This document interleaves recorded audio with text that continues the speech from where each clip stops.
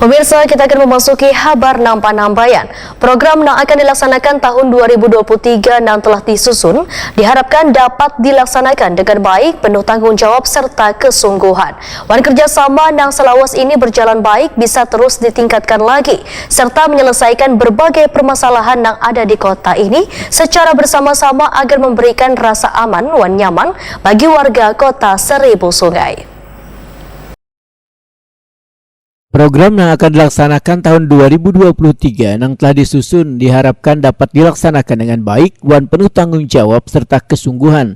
Salah satunya adalah pendapatan wan belanja supaya seimbang. Demikian diperintahkan Wali Kota Banjarmasin Ibnu Sina didampingi Wakil Wali Kota Banjarmasin Arifin Nur, Wayatakuni Prima TV usai rapat paripurna dengan agenda tutup masa sidang tahun 2022 wan buka masa sidang pertama tahun 2023, rapat paripurna persetujuan bersama penetapan perda tentang pajak daerah serta rapat paripurna internal pembentukan Pokja Tatip DPRD Banjarmasin yang dipimpin Ketua DPRD Banjarmasin Hari Wijaya didampingi Wakil Ketua DPRD Banjarmasin Muhammad Yamin Wantugiatno di ruang rapat paripurna gedung DPRD Banjarmasin, Jalan Lambung Mangkurat, Banjarmasin, tengah jelang tengah hari Senin 2 Januari 2023. Ibnu Sina menyatakan sangat berterima kasih lawan seberatan pihak yang telah bahu-membahu mensukseskan berbagai program kerja yang telah tersusun selawas 2022.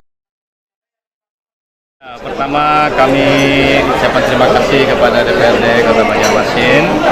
Hari ini kita menghadiri rapat paripurna penutupan masa sidang 2022 dan pembukaan masa sidang 2023. Optimis lah ya, agenda-agenda 2023 bisa terlaksana dengan baik. Baik itu pendapatan dan belanja sama-sama tinggi semua. Jadi kami berharap kita gaspol aja 2023. Makanya tadi pagi juga kami dengan jajaran pemerintah kota kita ambil komitmen bersama, jangan diperlambat-lambat lagi. Di semester pertama itu harus tetap fokus untuk kegiatan, kemudian di triwulan pertama harus ada kegiatan yang bisa dilaksanakan, jangan bersantai-santai karena waktu kita terbatas. Fokus di 20 program prioritas itu yang menjadi komitmen pemerintah kota, dan DPRD juga sama. Mudah-mudahan di 2023 kinerja bisa lebih baik lagi, PR-PR 2022 bisa kita selesaikan sama-sama.